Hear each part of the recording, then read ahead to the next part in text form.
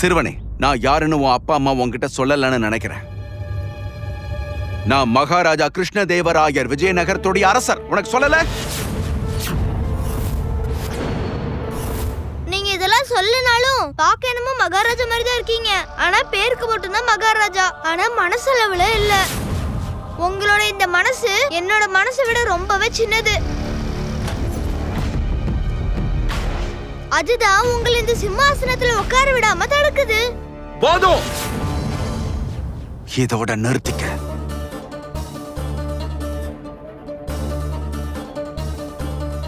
ஏதோ சின்ன பையனை பாக்குறேன், ரொம்ப அளவுக்கு மீறி போக கூடாது. இன்னொரு வார்த்தை உன் வாயில இருந்து வந்துச்சு, நிச்சயம் உனக்கு தண்டனை கிடைக்கும்.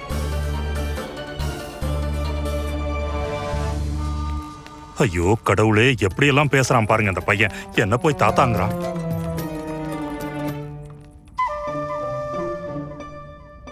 அம்மா சின்ன, உனக்கு கட்டி வச்ச அந்த கிருஷ்ணதேவராயர் கண்டிப்பா இவர்தானா, இல்ல இது வேற யாரோவா? இல்ல இல்லப்பா, நீங்க தேவையில்லாம யோசிக்காதீங்க. மகாராஜா இப்பெல்லாம் ஏதோ ஒண்ணு யோசிச்சுக்கிட்டு பதட்டமாவே இருக்காரு. மத்தபடி ஒண்ணும் இல்லப்பா. வாங்க, நீங்க என் கூட வாங்க. நீங்களும் வாங்கப்பா.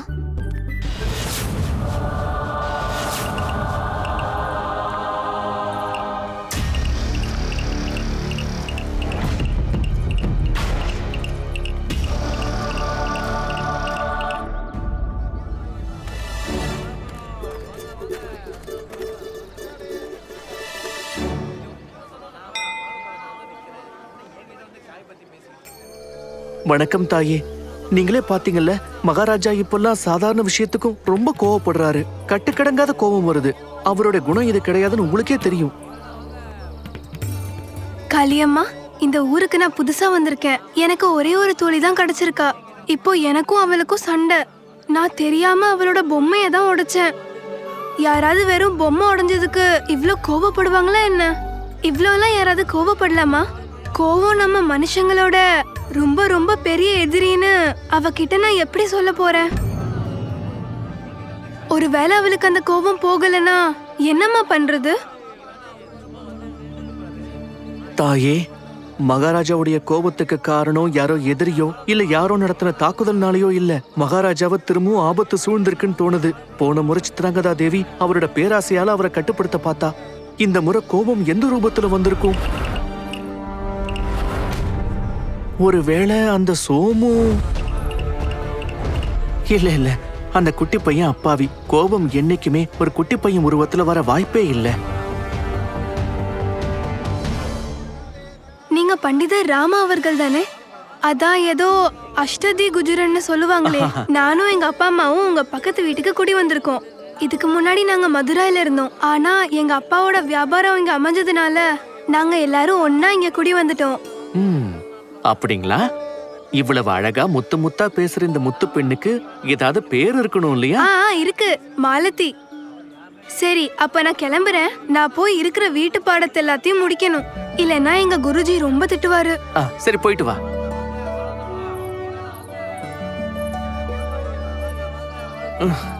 இப்போதான் ஞாபகம் வருது, மகாராஜா மொழிபெயர்ப்பு வேலையை சீக்கிரம் முடிக்க சொல்லி உத்தரவு விட்டுருக்காரு.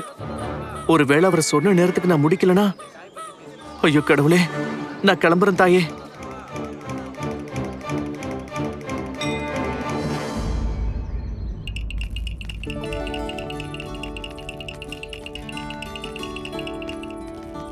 மகாராஜா, அப்பா, உங்களை தயவு செஞ்சு ஒண்ணு கேட்டுக்கிறேன். நீங்க என்ன கிருஷ்ணதேவராயர்னு கூப்பிடுங்க.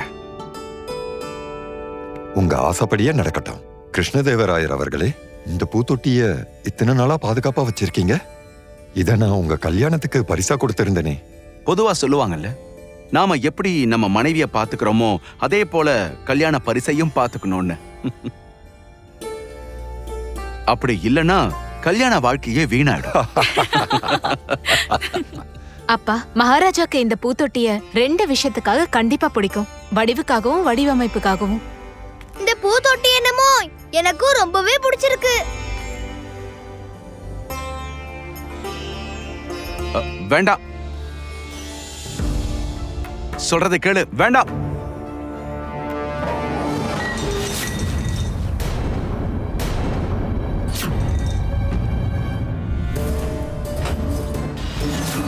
அறிவுங்கிறதே உனக்கு இல்லையா? நீ என்ன பண்ணி வச்சிருக்க? இது எனக்கு பரிசா வந்தது.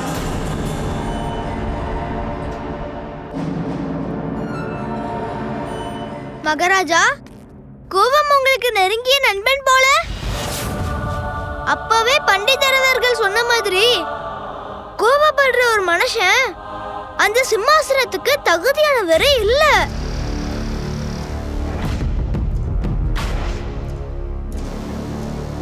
சிறுவனா இருக்கான், ஆனா தேவையில்லாத விஷயங்களை பேசிக்கிட்டு இருக்கான். எதுக்காக அப்பா இவனை இங்க கூட்டிட்டு வந்திருக்காரு?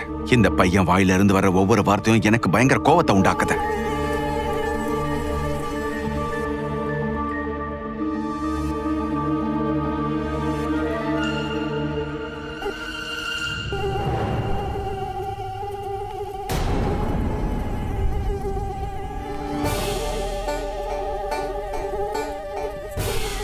இந்த இந்த ஈ எப்படி உள்ள வந்தது? யார் இதை உள்ள அனுமதிச்சது? கிருஷ்ணதேவராயர் அவர்களே, அது வெறும் ஒரு ஈ. அது எப்படி உங்க அனுமதியை கேட்டு உள்ள வரும்? ஆனா இது என்னோட மகாராஜா, ஒரு ஈ இந்த உலகத்துல சக்தியே இல்லாதவனால கூட அடிச்சு கொள்ள முடியும்.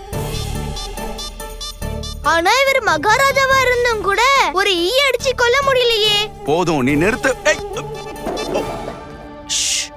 நீ கொஞ்சம் அமைதியா இரு.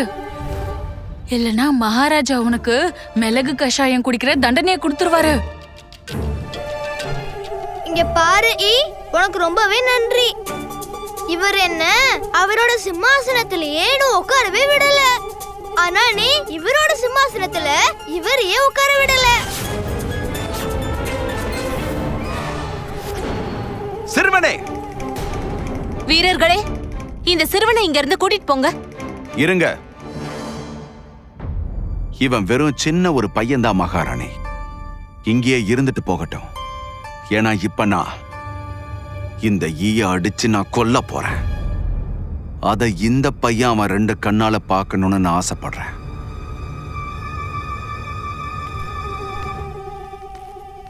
இப்ப பாருங்க. மகாராஜா, அம்மாடி சின்ன, இங்க என்ன நடக்குது? அது வெறும் ஒரு ஈ தானே. மகாராஜாக்கு அவரோட கோபத்தை கட்டுப்படுத்த முடியல.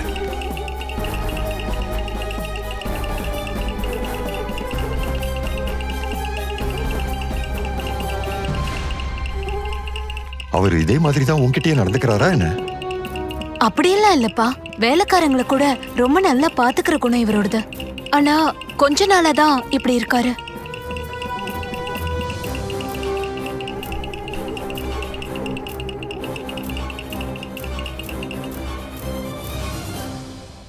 அத நான் அடிச்சுட்டேன்.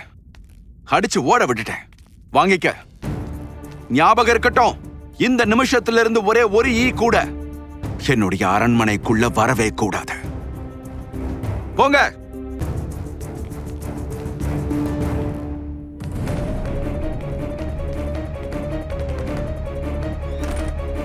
அப்பா, எனக்கு என்ன தோணுதுன்னா, மகாராஜாக்கு இந்த நேரத்துல தனிமை மட்டும்தான் நிம்மதி கொடுக்கும்னு நினைக்கிறேன். நாம இவரை கொஞ்ச நேரம் தனியா விட்டுடலாம். வாங்க போலாம், வாங்க. மகாராணி அவர்களே, நான் விஜயநகரை சுத்தி பார்க்க ஆசைப்படுறேன். அது மட்டும் இல்லாம பண்டிதர் ராமா அவர்கள் என்ன அவர் வீட்டுக்கு வர சொல்லியிருந்தாருல்ல. சரிதான். ஆனா நீங்க தனியா போக கூடாது. நீங்க ஒரு வீரர் கூட போகணும். வீரரே, இந்த சிறுவனுக்கு விஜயநகரத்தை சுத்தி காட்டுங்க. அப்புறம் பண்டிதர் ராமகிருஷ்ணர் வீட்டுக்கு கூட்டிட்டு போங்க.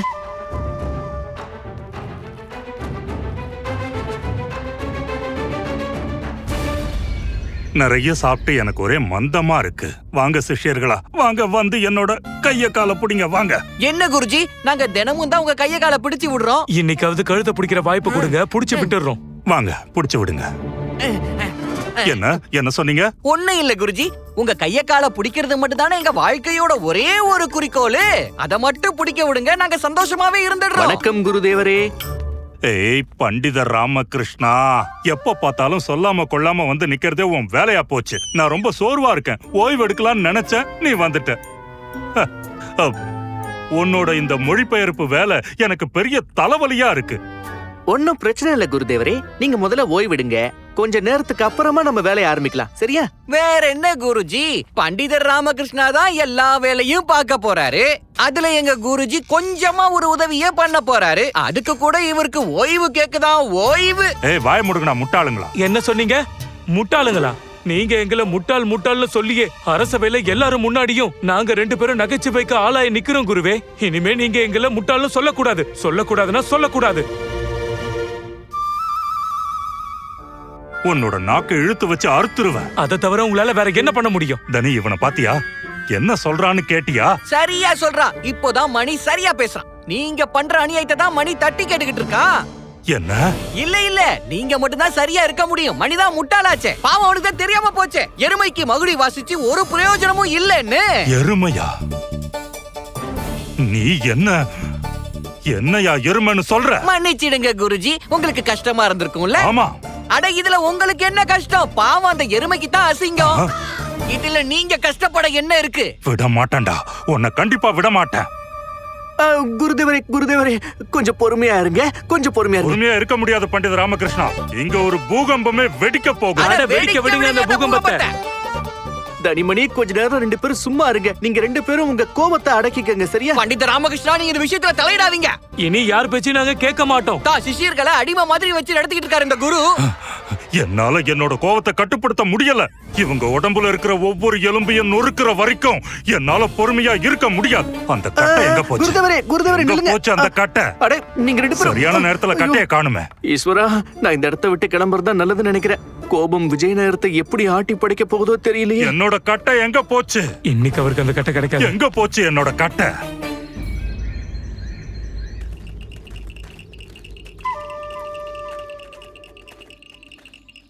வணக்கம் பண்டிதர் ராமகிருஷ்ண ஐயா. மகாராணி சின்னாதேவி தந்தையாரோட வந்த அந்த பையன் உங்க வீட்டுக்கு வரணும்னு ஆசைப்பட்டான். அதனால மகாராணியோட உத்தரவின்படி உங்க வீட்டுக்கு கூட்டிட்டு வந்திருக்கோம்.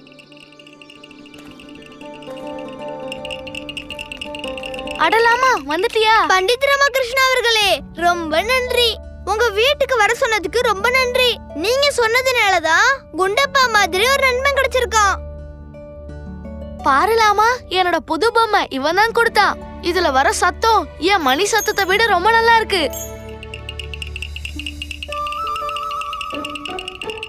அப்படியா? சரி சரி சரி, சந்தோஷம். இருக்கட்டும். சாரதா, எனக்கு குடிக்க கொஞ்சம் தண்ணி கொண்டு வாப்போ. நீங்க எங்க போறீங்க? அவருக்கு தண்ணி கொண்டு வர. நான் ஒண்ணு மட்டும் தெரிஞ்சுக்க விரும்புறேன். நீங்க இவரோட மனைவி தானே? இவரோட வேலைக்காரங்க இல்லையே?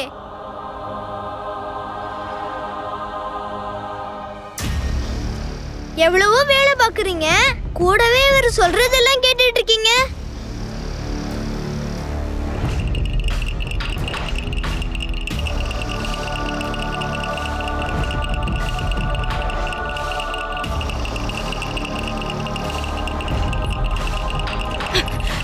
முதல்ல எடுங்க.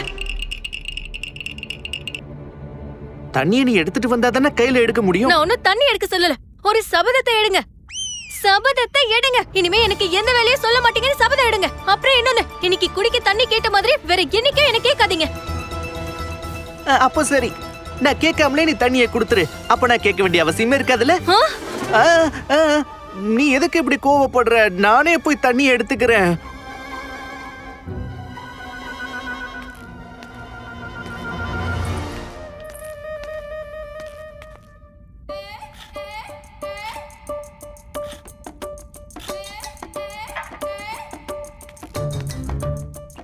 லாமா, லாமா இத பாரு.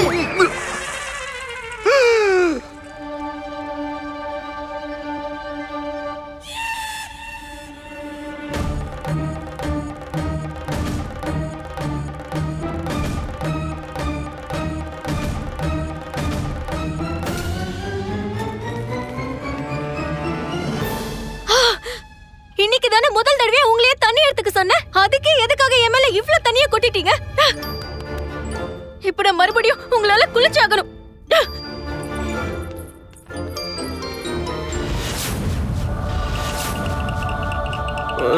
ஐயோ கடவுளே,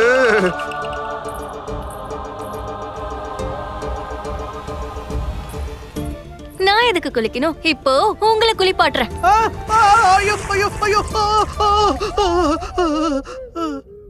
என்ன காரியம் பண்ணிருக்க? உனக்கு தான் தெரியும்ல, நான் ஒரு நாளைக்கு ஒரு வாட்டி தான் குளிப்பேன். எதுக்கு இப்ப என்ன குளிப்பாட்டி விட்ட? வாய் மூடு. நீ எதுக்குடா சிரிக்கிற? அற்புத நண்பா, அவங்களுக்கு தெரிய கூட இல்ல. நீ பண்ண தப்புனாலதான் சாரதா மேல அவ்வளோ தண்ணீர் கொட்டிடுச்சுன்னு.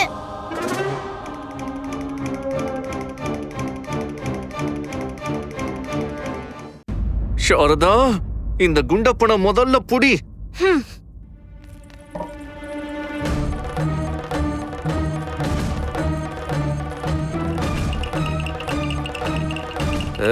குண்டப்பா, இப்ப எப்படி தப்பிக்கிறேன்னு பாக்குறேன்டா.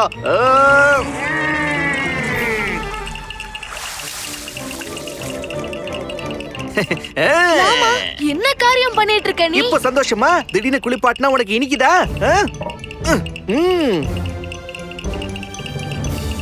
பண்டிதர் ராமகிருஷ்ணா அவர்களே, பையனை திரும்பி அரண்மனைக்கு கூட்டிட்டு போற நேரம் வந்துருச்சு.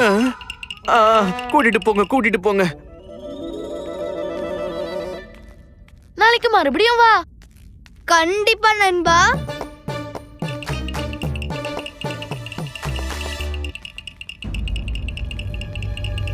இந்த பையன் இங்க வந்ததுக்கும் அவன் பொம்மையில இருந்து வர ஒலிக்கும் இங்க பரவற கோபத்துக்கும் ஏதாவது சம்பந்தம் இருக்குமா? சேச்சா, இல்ல இல்ல. சின்ன பையன் மேல என்ன தப்பு இருக்கு? சின்ன பையன் சின்ன பையனா தான் இருக்கான். இவன் பேச்ச கேட்டுட்டு கோவப்படுறவங்க மேலதான் தப்பு இருக்கு. ஐயோ, இப்ப நான் துணியை மாத்தணுமே. போடா.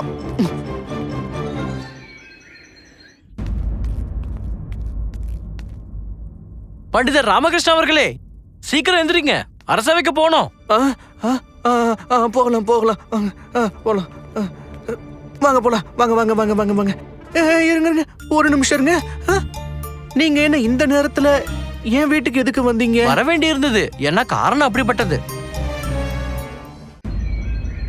மந்திரியாரே, மகாராஜா, நேரத்தை வீணடிக்காம கூடி சீக்கிரம் நான் கிளம்புறதுக்கான ஏற்பாடு பண்ணுங்க. என் பொண்ணை இந்த மாதிரி ஒரு இடத்துல என்னால விட முடியாது. அவ இங்க சந்தோஷமாவும் இல்ல, பாதுகாப்பாவும் இல்ல. அது எங்க வேணா இருக்கட்டும், அவ புகுந்த வீடா கூட இருக்கட்டும். கிருஷ்ணதேவராயரோட இந்த பிரச்சனை கண்டிப்பா இப்ப தீராது.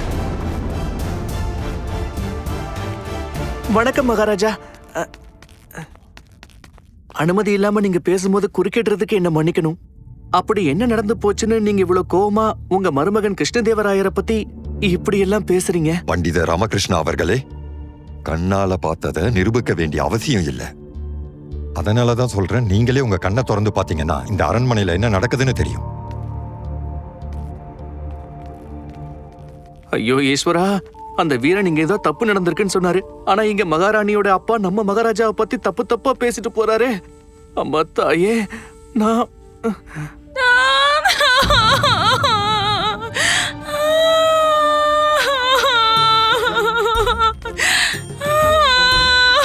என் கனவுல கூட நினைச்சு பார்க்கல.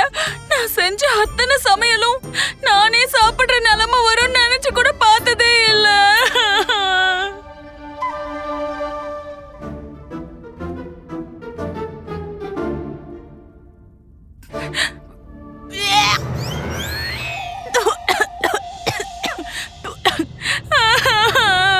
கடவுளே, இந்த சாப்பாடு எதுவும் என் கண்ணு முன்னாடி இருக்க கூடாது. இல்லனா என்ன நீ கூப்பிட்டுக்கோ. என்னால சாப்பிட முடியாது. ராமா, அப்படி என்ன நடந்துருச்சு? சின்ன மகாராணி அவங்க செஞ்ச சமையல அவங்களே சாப்பிடுற அளவுக்கு என்ன நிலைமை வந்துருச்சு? அதைத்தான் நானும் யோசிச்சுட்டு இருக்கேன் பந்து. என்னைக்குமே நடக்காத ஒரு விஷயம் இன்னைக்குன்னு பார்த்து ஏன் நடக்கணும்? பறந்து போ பறந்து போ காகமே, பறந்து போ பறந்து போ காகமே. பெரிய மகாராணிக்கு என்ன ஆச்சு? ஏன் இப்படி வினோதமா நடந்துக்கிறாங்க? பறந்து போ பறந்து போ பறந்து போ காகமே, பறந்து போ பறந்து போ பறந்து போ போ போ போ. அம்மா தாயே, இந்த அரண்மனையில என்னதான் நடக்குது? என் கண்ணால இந்த ரெண்டு மகாராணிகளை இந்த நிலைமையில பார்க்க முடியலையே. ஏதாவது அசம்பாவிதம் நடக்க போகுதா?